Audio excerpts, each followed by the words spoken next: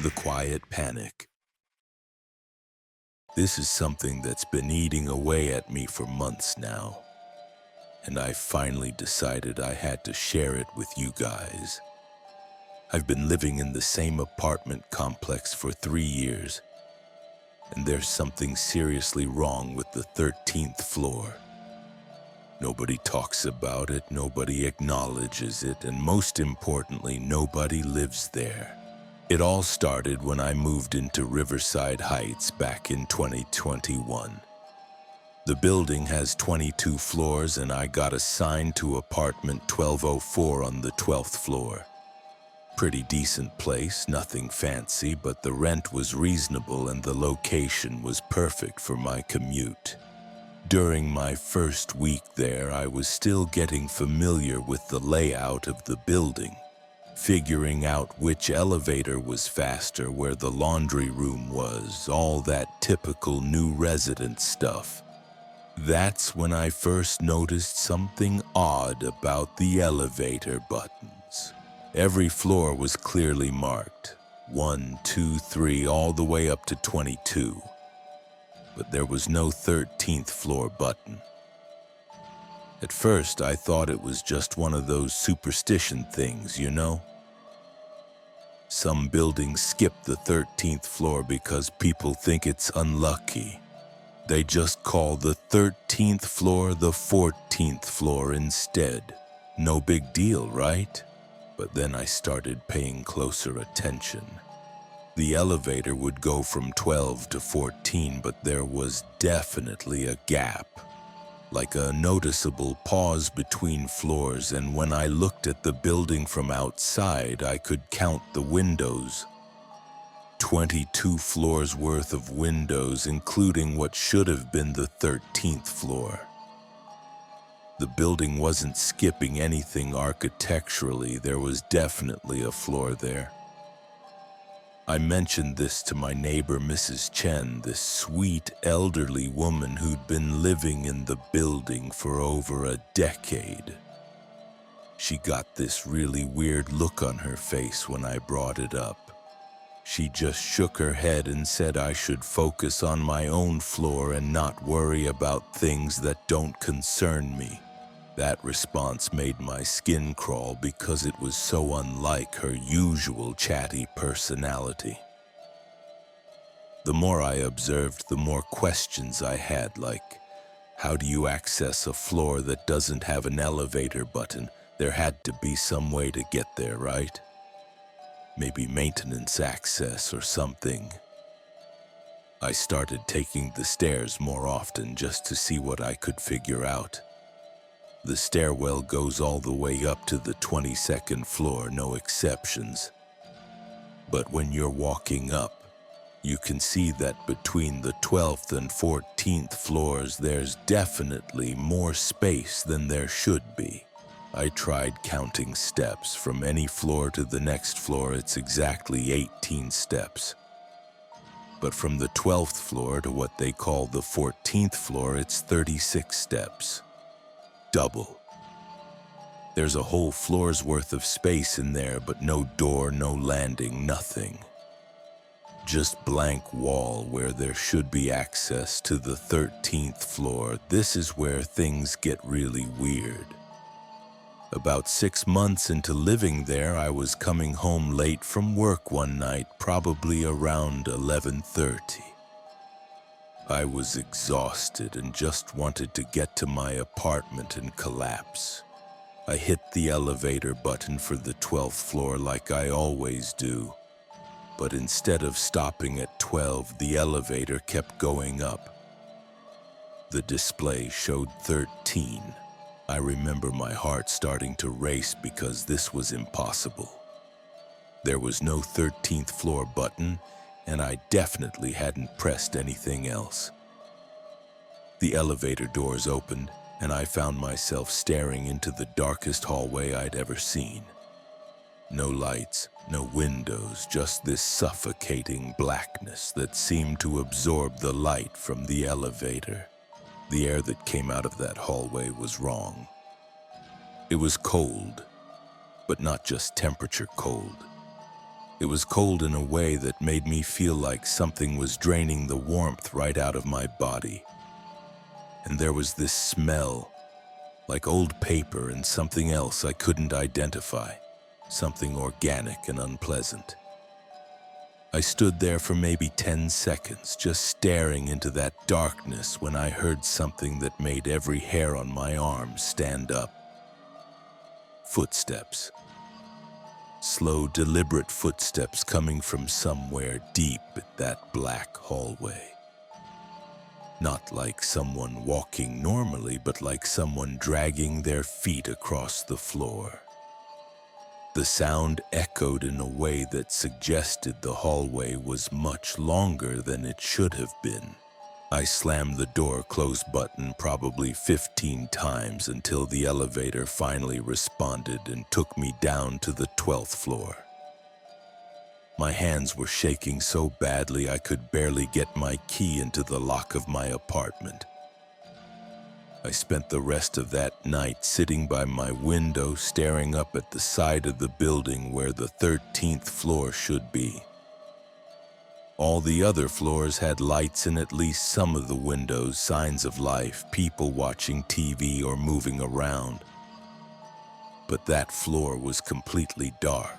Not just dark like people were sleeping, but dark like nothing existed there at all. The next morning, I convinced myself it had been some kind of malfunction. Maybe the elevator got confused. Maybe I was more tired than I thought. Maybe my mind was playing tricks on me. I decided to ask the building superintendent about it when I saw him later that week. His name is Frank, and he's worked in the building for about 8 years. Usually a pretty straightforward guy who doesn't beat around the bush about maintenance issues or building policies. But when I asked him about the 13th floor, his whole demeanor changed. He got this look like I'd just asked him about something deeply personal and inappropriate. Frank told me that some floors in older buildings are used for mechanical purposes, utilities, things that residents don't need to access. He said it so quickly and dismissively that it was obvious he was lying. This building was constructed in 2018, so it's not exactly old. And I've seen the utility areas in the basement. They're clearly marked and properly maintained.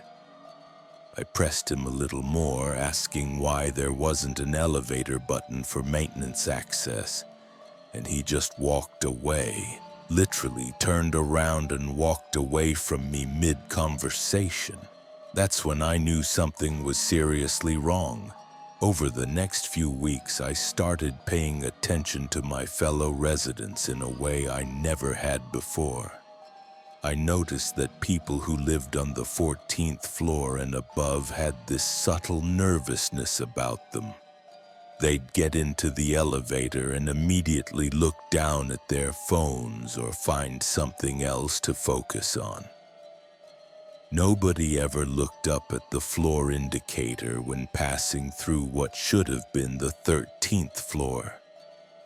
I also realized that the building had an unusually high turnover rate for apartments on the 14th floor and above. Every few months, there would be moving trucks outside, people leaving. The apartments below the 13th floor seemed to have much more stable residents. People like Mrs. Chen, who'd been there for years. This pattern couldn't be a coincidence. Something about that missing floor was affecting the people who lived above it, and I was determined to figure out what it was. I started documenting everything, taking photos of the stairwell, timing how long the elevator took to travel between floors, keeping track of which apartments had turnover and when. I even started a journal of every weird thing I noticed about the building. The more I investigated, the more convinced I became that whatever was happening on the 13th floor was affecting the entire building in ways that nobody wanted to acknowledge. But my biggest breakthrough came when I discovered I wasn't the only one who'd accidentally accessed that floor. I found out about Sarah completely by accident. She lived in apartment 1847, and we ended up in the same elevator one evening. I noticed she was gripping the handrail really tightly and her knuckles were white.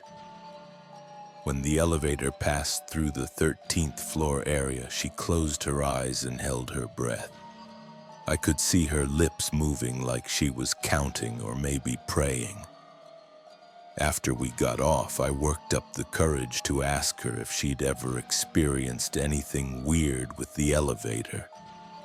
The look she gave me was pure relief, like she'd been waiting years for someone to finally ask that question. Sarah invited me to her apartment, and that's when she told me her story. 3 months after moving in, Sarah had the same experience I did. The elevator stopped on 13. The doors opened to that suffocating darkness, and she heard those dragging footsteps. But unlike me, she didn't immediately close the doors. She was curious, maybe a little braver than I was. Sarah actually stepped out of the elevator. She described the hallway as impossibly long, stretching way beyond what the building's footprint should allow. The walls were covered in this old peeling wallpaper that looked like it belonged in a building from the 1940s, not something constructed in 2018. Every few feet there were apartment doors, but they were all different styles. Some looked modern, others looked antique, and a few looked like they belonged in completely different buildings altogether. Sarah walked down that hallway for what felt like 10 minutes, passing dozens of these mismatched doors. She said the temperature kept dropping the further she went, and that organic smell I'd noticed became stronger and more nauseating. Some of the doors had numbers that made no sense. She saw 1301, 1307, 1315, but also doors marked with letters, symbols, and some that had no markings at all. The footsteps she'd heard weren't coming from one source. They were coming from behind multiple doors, like there were people pacing back and forth in those apartments. But the pacing wasn't random. Sarah realized that all the footsteps were moving in perfect synchronization, like dozens of people were walking in exactly the same pattern at exactly the same time. That's when she decided to turn around and head back to the elevator. But when she looked behind her, the elevator was gone. The hallway just continued in both directions, and she couldn't tell which way she'd come from. Every direction looked identical, just that endless corridor with those mismatched doors and synchronized footsteps behind each one. Sarah told me she spent what felt like hours walking through that hallway trying to find her way back. She knocked on a few doors, but nobody answered. She called out for help, but her voice seemed to get swallowed up by the darkness. The footsteps behind the doors never stopped, never changed pace, never responded to her presence. Eventually, she found herself back at an elevator, though she wasn't sure if it was the same one she'd originally taken. The doors were already open, and she practically dove inside. She hammered the button for her floor until the elevator finally moved and took her back to the 18th floor. But here's the thing that really got to me. Sarah showed me photos on her phone. She'd taken pictures while she was in that hallway, thinking nobody would believe her story without proof. In every single photo, the hallway looked completely different. Some showed modern office space, others showed what looked like an old hotel, and a few showed corridors that looked almost industrial, with exposed pipes and concrete walls. It was like that floor existed in multiple realities at the same time. Or maybe it was somehow connected to different buildings, different places, different times. Sarah had dozens of photos, and no two looked like they belonged in the same location. After Sarah told me her story, I knew I had to find other people who'd experienced this. It took weeks of casual conversations with neighbors, but eventually I found 3 more residents who'd accidentally ended up on the 13th floor. Each person had a similar but slightly different experience. Marcus from the 16th floor told me about doors that opened by themselves as he walked past, revealing empty apartments that were furnished with belongings from different decades. Jennifer from the 20th floor described hearing voices behind the doors, conversations that sounded like they were happening right next to her. But when she pressed her ear to the doors, the voices would stop immediately. The most disturbing account came from an elderly man named Robert who'd lived in the building since it opened. He'd been on that floor multiple times, always by accident, always late at night. Robert told me that on his last visit he'd seen other people in the hallway.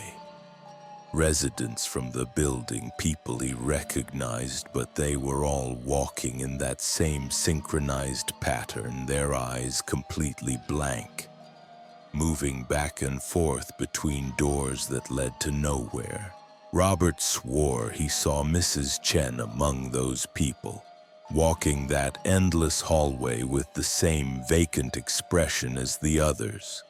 But Mrs. Chen was still living on the 11th floor, still chatting with neighbors, still acting completely normal during the day.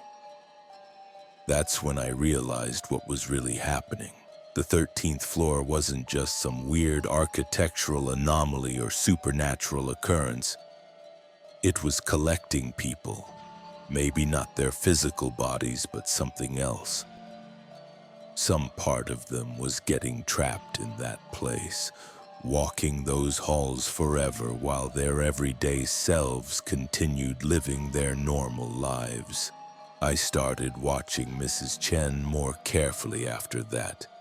During the day, she seemed fine, but there was something off about her movements. Sometimes she'd pause mid-conversation and stare at the elevator doors with this distant look in her eyes. I caught her a few times standing in the stairwell between floors, just standing there for minutes at a time. Not moving, not responding when I called her name. The building management has to know about this. There's no way something this significant could be happening without them being aware. But they're either covering it up or they're powerless to stop it. Maybe both. I've been documenting everything for months now, collecting testimonies from other residents, taking photos and videos of the strange behavior I've observed. I've tried contacting local authorities, building inspectors, even paranormal investigators, but nobody takes it seriously. They all assume it's just urban legends or stressed residents letting their imaginations run wild. But I know what I've seen. I know what others have experienced. There's something fundamentally wrong with this building. Something that's slowly claiming pieces of everyone who lives here. And the worst part is, I think it's getting stronger. Last week, I started having dreams about that hallway. Long, vivid dreams where I'm walking past those mismatched doors, hearing those synchronized footsteps, feeling that cold air draining the warmth from my body. In the dreams, I can see myself from the outside, walking with that same blank expression Robert described, pacing back and forth with all the other trapped residents. I wake up exhausted, like I've actually been walking all night. And sometimes I find dirt on my feet even though I never left my apartment. I'm sharing this with you because I need people to know what's happening here. If something happens to me, if I disappear or start acting strange, I want there to be a record of what's really going on in this building. Don't dismiss this as fiction or urban legend. This is real and it's happening right now. I'm planning to move out next month, but I'm worried it might be too late. I'm worried that part of me is already trapped in that hallway, walking between those doors, becoming part of whatever dark purpose that floor serves.